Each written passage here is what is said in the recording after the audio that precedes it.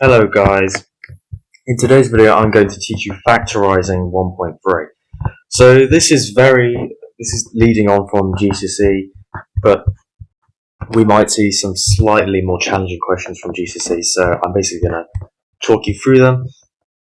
We've got a very basic first example here, b 6x minus 24. Now the trick with factorising is you need to figure out what things are in both. So if we have 6x minus 24, what are the factors of 24? We have 12, 2, 6, and 4. And what does this have? Also a 6x. So it means that we can take out the 6 from both to get 6 brackets x minus 4. So there's basically if we try to multiply them out again, we get 6x minus 24, which confirms that this is the correct expanded form. Now I'm going to do an exam style question, factorise completely x to the 4 minus y to the 4. This might seem extremely difficult, but the way to think about it is, if we have x to the 4 minus y to the 4, we have to the power of 4, right?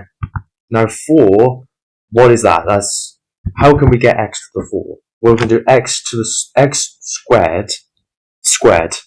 If you remember, a to the m, all to the power of n, is a to the mn. So how can we get x to the 4? By doing x squared all squared. And how can we get y to the 4? By doing y squared all squared.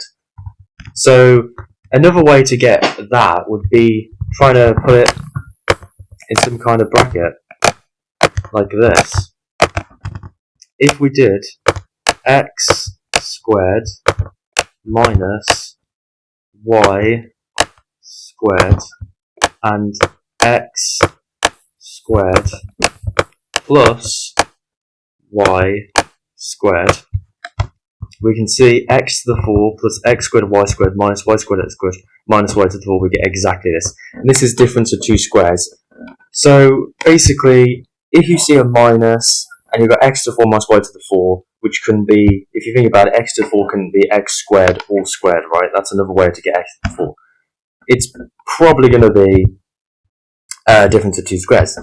Now, we can't simplify x squared plus y squared anymore, because as you can see, there's no things that are in both x squared and y squared. We cannot factorize a power, we cannot factorize any numbers before. If we could just get 1 brackets x squared plus y squared, but that is the same thing as x squared plus y squared. We cannot simplify that any further. But with the x squared minus y squared, you can see there's a minus, and we all have squared, squared. This is difference of two squares, yet again. So we can simplify this even further to get x minus y and x plus y. So that's the general formula if you're over from GCSE. If you want to do the difference of two squares, then you do x minus y times x plus y. And the xy's will cancel out. As you see, xy minus xy, they will cancel out. And then we obviously just have the x squared plus y squared from before. So this is our answer here. Bit messy, I know. We're I'm on the laptop, so we're just working with what we've got here. So the final question is factorised completely. We have 6x cubed plus 7x squared minus 5x. So we have to look. What can we factorise? What do all of these have? So if we look at the whole numbers, no, there's no factors. The common factors of 6, 7, or 5. 7 is a prime number, 5 is a prime number. So there's obviously no way that we can factorise this using the whole numbers. We can now just look at the x's, however. X cubed, x squared, and x. They both have an x, right? So it means that we can factorize the x out because all of them have x. And if you remember, if we did this, remember, right? X squared times x is x cubed, right? One index laws. So we can just say plus 7x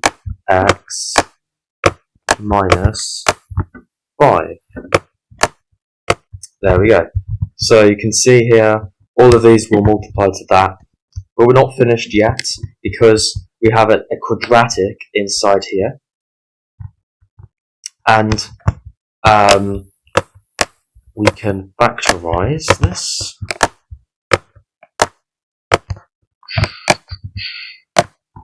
So this will be, this is going to be, hang on a second. This will be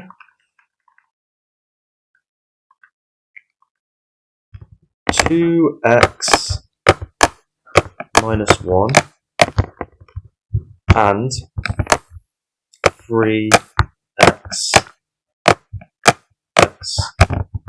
plus 5. This will be our factorized form. You can just use your calculator to find the solutions and then just write them in factorized form to convert them into the brackets here. So there we have it. That is Factorising 1.3 A-Level Maths. I will see you in the next video.